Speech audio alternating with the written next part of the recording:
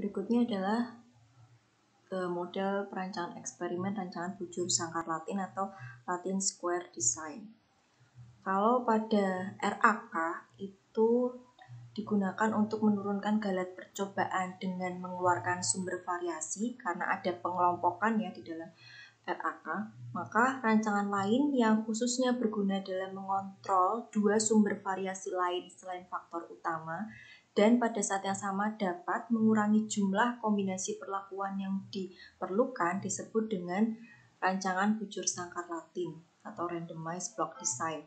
Jadi kalau di dalam RBSL ini nanti untuk sumber keragamannya itu selain ada satu faktor utama, itu ada dua jenis sumber variasi lainnya. Kalau di RAK itu kan selain satu faktor utama, dia sumber variasi lainnya itu adalah kelompoknya. Nah, kalau yang RAK itu hanya ada kelompok, jadi satu sumber. Kalau ini masih ada dua sumber variasi lain. Rancangan bujur sangkar Latin digunakan pada saat peneliti ingin menyelidiki pengaruh perlakuan terhadap hasil percobaan dan hasil percobaan tersebut juga dipengaruhi oleh dua sumber variasi lain dengan ketentuan jumlah antara perlakuan dan kedua sumber variasi lainnya sama. Misalnya contohnya di sini kita ingin mengetahui apakah ada pengaruh dari varietas gandum terhadap hasil panen dalam ton. Jadi di situ ada satu faktor yaitu varietas gandum. Jadi dari satu faktor itu misalnya dia terdiri dari 4 level menggunakan varietas gandum A, B, C, dan D. Nah, kemudian selain varietas gandum tadi ada dua sumber variasi lainnya. Jadi faktor utamanya tadi adalah varietas gandum, kemudian ada dua sumber variasi lainnya yang mempengaruhi hasil panen. Misalnya di situ ada jenis pupuk, kemudian juga ada misalnya keadaan lahan. Nah, syaratnya dua sumber variasi lain tadi, jenis pupuk dan keadaan lahan, itu masing-masing juga harus punya 4 level. Jadi kalau tadi faktor utamanya adalah varietas gandum, ada level varietas A, B, C, D, maka keadaan lahan dan juga jenis pupuk itu juga levelnya harus ada 4. Jadi jenis pupuk 1, 2, 3, 4 dan kondisi lahan 1, 2, 3, 4. Maka kalau syaratnya sudah terpenuhi seperti itu baru bisa digunakan model rancangan bujur sangkar Latin. Ini adalah rancangan dasar dari RBSL. Jadi ini untuk 2x2, ukuran 2x2 itu berarti jumlah perlakuannya ada 2. Kemudian kalau 3x3 juga berarti jumlah perlakuannya ada 3, 4x4 jumlah perlakuannya ada 4. Jadi angka-angka di dalam sini ini huruf-huruf di dalam sini AB ini menunjukkan jenis perlakuannya. Tadi misalnya varietas gandum A dan B, maka di sini ini varietas gandum A, varietas gandum B, varietas gandum B, varietas gandum A. Kemudian nanti akan ada variasi di bagian baris dan kolom. Jadi misalnya di sini dua sumber variasi lain untuk baris tadi misalnya adalah jenis pupuk 1, 2. Kemudian ini sumber variasi lainnya itu nanti dimasukkan ke kolom. Itu tadi misalnya kondisi lahan, berarti kondisi lahan 1 dan 2. Tuh, jadi syaratnya semua level atau semua jumlah level di setiap faktor dan dua sumber variasi lainnya itu harus sama. Itu kenapa disebut dengan bujur sangkar Latin, karena bentuknya adalah bujur sangkar atau sisi-sisinya itu jumlahnya harus sama. Ini untuk proses pengacakan untuk rancangan bujur sangkar Latin. Misalnya kita punya 4 perlakuan, dipilih rancangan dasar ukuran 4x4. Contohnya seperti tadi. Jadi ini misalnya tadi faktornya adalah faktor varietas gandum, maka di sini levelnya varietas A, B, C, D, varietas A, B, C, D dan seterusnya. Kemudian ini ada dua sumber variasi lainnya, baik di baris maupun di kolom. Masing-masing baris dan kolom ini juga ada 4 jenis ya. Jadi misalnya barisnya itu mewakili jenis pupuknya tadi, jenis pupuk 1, 2, 3, 4. Kolomnya misalnya mewakili jenis lahan 1, 2, 3, 4. Kemudian untuk proses pengacakannya, misalnya kita di sini menggunakan fungsi random di dalam Microsoft Excel. Misalnya di awal tadi urutannya kan seperti ini ya, masih 1, 2, 3, 4, 1, 2, 3, 4. Kemudian dengan menggunakan Microsoft Excel, urutan yang awalnya adalah 1, 2, 3, 4, kemudian kita bangkitkan bilangan random dari 0 sampai 1. Nah, dari bilangan random atau angka acak ini, kita urutkan dari yang terkecil sampai yang terbesar. Yang terkecil di sini adalah 0,307, yang terbesar adalah 0,988. Sehingga setelah kita urutkan angka acaknya, maka urutan di baris tadi yang tadinya 1, 2, 3, 4 menjadi 4, 3, 1, 2 mengikuti urutan dari angka acak tadi.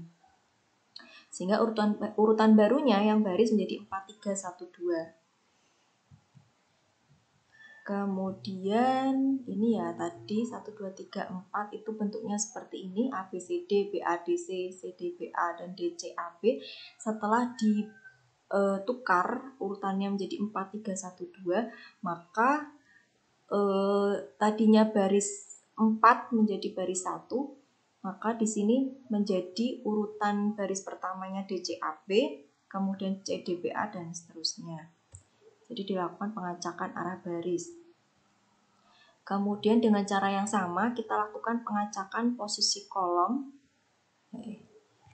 Pengacakan posisi kolom yang tadinya urutan kolomnya masih 1, 2, 3, 4. Caranya sama dengan menggunakan fungsi random tadi. Kita urutkan untuk kolomnya, ternyata hasilnya setelah diurutkan adalah 4, 2, 1, 3 urutannya. Sehingga urutan perlakuan di dalam tabelnya ini berubah, yang tadinya ada di kolom 4 menjadi kolom pertama. Jadi di kolom pertama menjadi BADC, kemudian kolom kedua tetap CDBA, DCAB, dan ABCD. Itu untuk proses pengacakannya dengan menggunakan model RBSL. Kemudian ketentuannya di sini di dalam RBSL itu setiap perlakuan itu hanya boleh dilakukan satu kali dalam setiap kolom dan baris.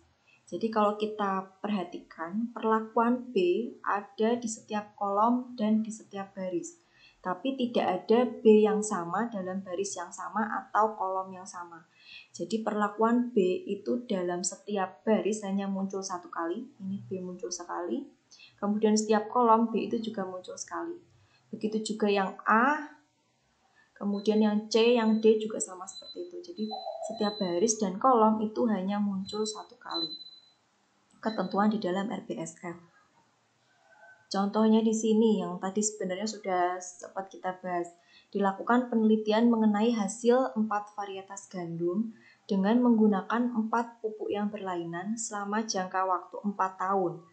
Sehingga di sini kalau kita menggunakan mau kita cobakan satu-satu semuanya, eksperimen yang kita lakukan itu membutuhkan kombinasi perlakuan sejumlah 64. Jadi kalau kita gunakan rancangan acak lengkap, kita kombinasikan semua level di setiap faktor ini, maka kita butuh sampai 64 kombinasi perlakuan.